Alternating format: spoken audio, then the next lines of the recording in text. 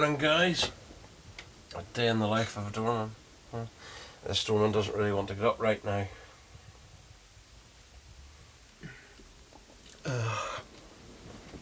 Alright, guys. I suppose it's time for me to get ready now to go to work. So, hop it.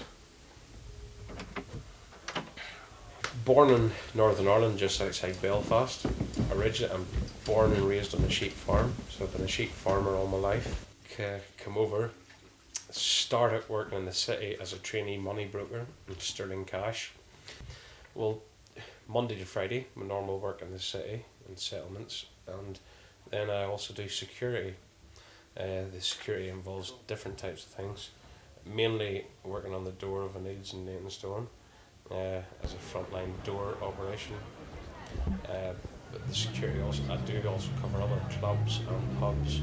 Also cover I do security for West Ham home games, and for boxing events in York Hall. There's different types of security events wherever some guys might need you. In the previous years, doormen were looked upon as bouncers, thugs, gangsters, just there to beat people up.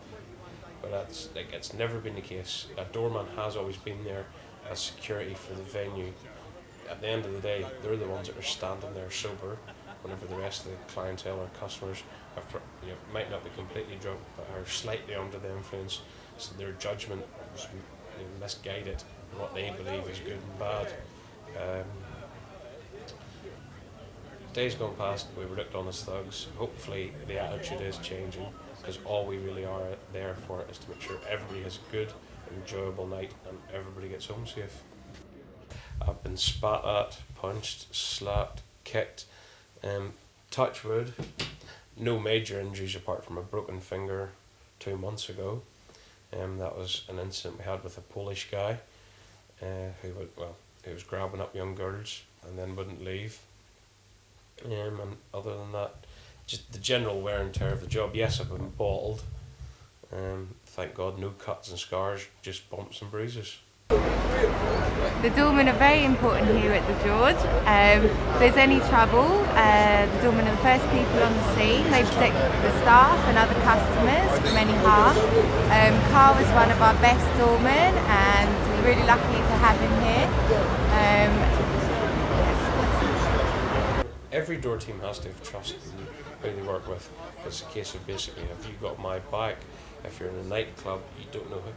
It might be one person involved in an incident, but that one person could have 10 friends behind them.